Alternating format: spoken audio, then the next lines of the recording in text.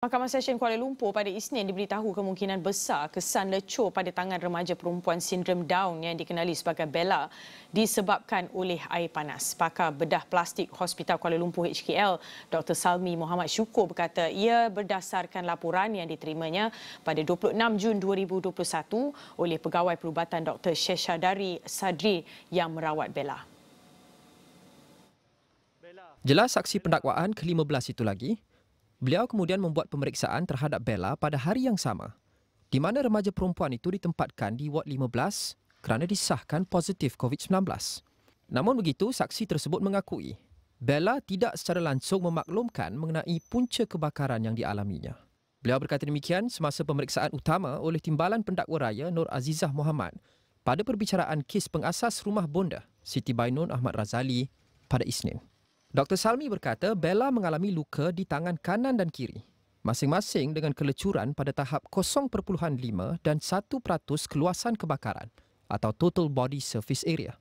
Beliau berkata tahap kelecuran pada Bella ditentukan berdasarkan saiz dan kedalaman luka yang dialami. Disebabkan Bella kelihatan mengalami luka kronik biasa, Dr. Salmi menambah beliau mengesyaki remaja perempuan itu telah mengalami kecederaan lebih dari 3 minggu. Saksi itu turut memaklumkan ketika penilaian kesihatan, beliau mendapati terdapat kesan luka yang sudah pulih pada bahagian lain. Saksi pendakwaan itu berkata kali terakhir beliau merawat Bella adalah pada 14 September 2021, sebelum remaja perempuan itu dipindahkan ke sebuah hospital di Seremban. Dr. Salmi kemudian diminta melakukan pengecaman dan pemeriksaan semula terhadap Bella di Mahkamah Session. Hasil pemeriksaan, beliau memaklumkan kesan kebakaran pada bahagian tangan kanan kanak-kanak itu telah menunjukkan parut matang dan tiada kemerahan. Bagi tangan kiri, Dr. Salmi berkata parut pada bahagian tersebut masih belum matang dan terdapat kemerahan. Selain Bella mengakui masih mengalami kegatalan. Siti Bainun menghadapi 2 pertuduhan, iaitu mengabai dan menganiaya remaja perempuan itu sehingga menyebabkan mangsa mengalami kecederaan fizikal serta emosi.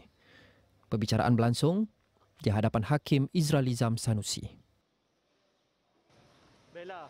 Sementara itu, Mahkamah Session Kuala Lumpur turut diberitahu bahawa remaja perempuan sindrom Down dikenali sebagai Bella memerlukan rawatan kecemasan ketika dihantar ke Hospital Kuala Lumpur.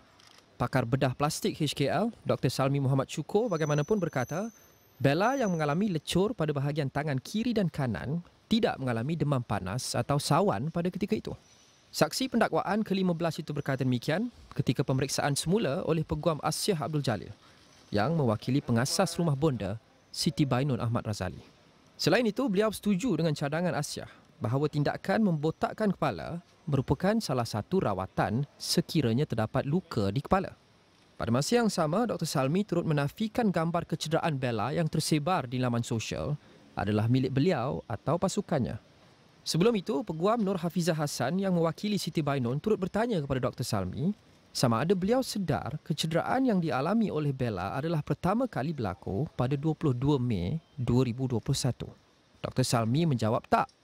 Sebelum beliau dirujuk dengan beberapa keping gambar, yang antaranya Nur Hafizah mencadangkan terdapat kesan parut pada leher. Dr. Salmi yang berpengalaman selama 12 tahun sebagai pakar bedah plastik kelecuran, mula merawat Bella pada 26 Jun 2021. Perbicaraan berlangsung di hadapan Hakim Izralizam Sanusi bersambung pada Selasa.